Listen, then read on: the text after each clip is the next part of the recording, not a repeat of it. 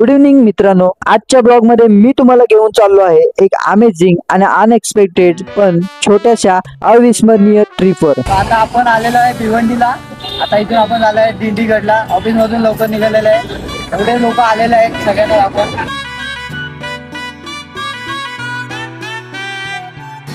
आता इथून कमी कमी अर्धा घंट्याचा काहीतरी रोड आहे। आता बघूया किती टाइम लागतंय। सगळ्यात आधी सांगायचं झालं तर ही ट्रिप अनप्लॅन होती, म्हणजे ठरवलं तर काहीच नव्हतं। But at the last moment माझा फ्रेंड अजय मला म्हणाला की आम्ही चाललो आहे दिंडीगडला, तू येतो का? फिर क्या, मी बिना टाइम वेस्ट करता लगेच तयार झालो। ऑफिस मध्ये हाफ डे घेतला होता आणि थेट निघालो 7 मित्रांसोबत दिंडीगडला। आपण फायनली आता आलेलो आहे एक सोनवले गाव आहे। सोनवले गावामध्ये आलेलं आहे। इकडे बघा समोर एक डोंगर आहे, आपल्याला तिथे जायचं आहे। इथे गाडी पार्क केलेली आहे, एवढे लोक आलेले आहे बघा, सगळे ऑफिसचे मंडळी आलेले आहेत। आता आपल्याला जायचं आहे तो डोंगर वरती, पूर्ण डोंगर चढायचा हा।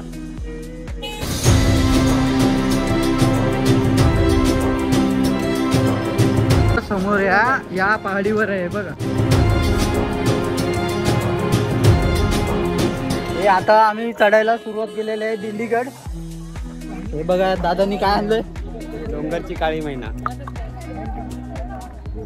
डोंगरची काळी मैना करवंद काळ्या तर दिसत नाही।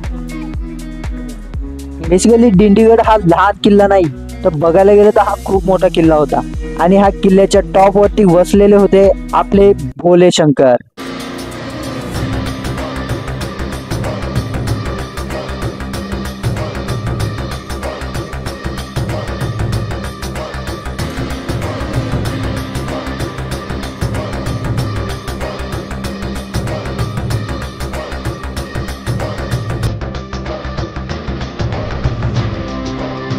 आता हे आपले अक्षय सर पाणी पितात, थकलेले आहेत। आता 2 मिनिटच झालेत फक्त, 4 वाजून 2 मिनिटांनी चालू केलं, 4 वाजून 5 मिनिटं झाली। थकलेले आहेत अजून, तर आपल्याला खूप वर जायचंय। इथपर्यंत आपल्याला सपाट रोड होता, इथून पुढे चढ आहे अजून। ते लय मागे, खूप मागे राहिलेले आहेत, हे बघा खूप मागे राहिलेले आहेत। हे शॉर्टकटनी जाऊया, काय बोलताय? हा 2 मिनिटं थांब, किती थांबणार? जय बम बम बोले। चला आपला वापस चढायला सुरुवात करूया। आपले थकलेले मित्र वापस जागे झालेले आहेत।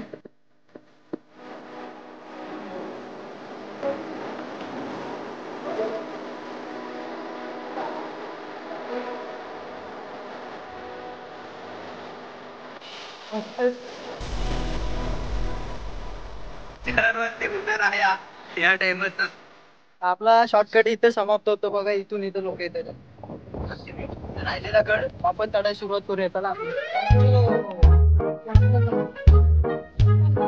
या आधी पण असे खूप सारे गड मी फिरलो होतो, पण माझे काही फ्रेंड्स खूप थकले होते। सिटी नुसती सिटी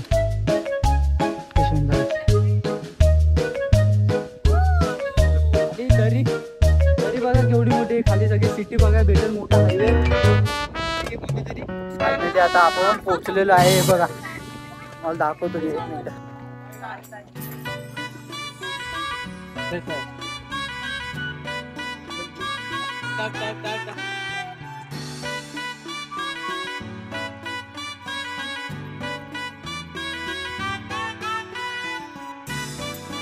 हर हर महादेव, कसं वाटतंय?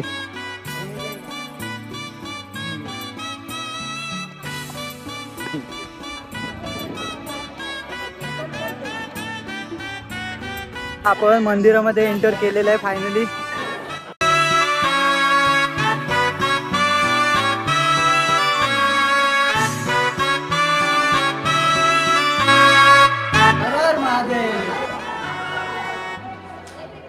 गर्दी काहीच दिसत नाही, आम्हाला वाटलं खूप मोठी लाईन असेल, पण लाईन काहीच नाही। लगेच गर्दी होती, 5 मिनिटांमध्ये दर्शन होती। कधी कधी ठरवलेलं नसतं, पण त्या अनएक्सपेक्टेड गोष्टी पण कधी कधी खूप छान वाटतात, आणि त्यामधलीच ही एक ट्रिप जी अनएक्सपेक्टेड होतीच, पण त्याबरोबर अविस्मरणीय पण।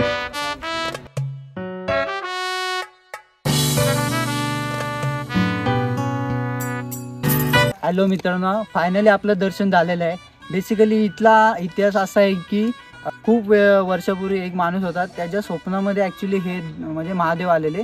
त्यांनी सांगितलेलं की इथे एक मोठा दगड आहे, त्या दगडाखाली शिवलिंग आहे.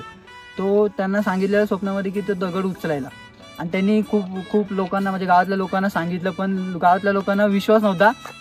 पण त्यांनी खूप त्यांच्या घरातल्यांना घेऊन ते शेवटी महादेवांचं जे स्वप्नात आलते ते शेवटी तिथे येऊन तो दगड हटवला. आणि तेव्हापासून हे इथं मंदिर फेमस झालेलं आहे. ते मी आता येताना हिस्ट्री थोडी वाचलेली, त्यामुळे मी तुम्हाला सांगतो. अशी इथली हिस्ट्री आहे.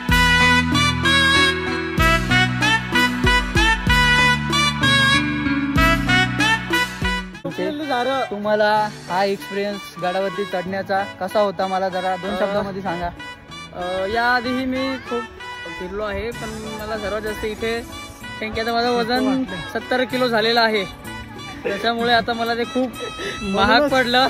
म्हणूनच म्हटलं समोसा पाव बंद करा.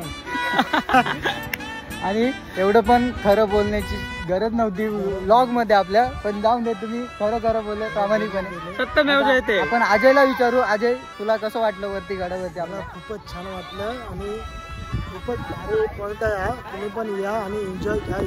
चला, खूपच बेस्ट लोकेशन आहे, बघण्यासारखं पण आहे खूप. फायनली आपलं दर्शन झालेलं आहे बघा. आता निघालेलं दर्शन घेऊन. आजचा एक्सपिरियन्स कसा होता? चला मग. आणि हा व्लॉग इथेच मी संपवणार आहे, एंड करणार आहे. तुम्हाला हा व्हिडिओ कसा वाटला मला नक्की सांगा, आणि व्हिडिओ लाईक करा आणि आपल्या चॅनलला नक्की सबस्क्राईब करा. असेच व्हिडिओ येतील. तोपर्यंत बाय बाय.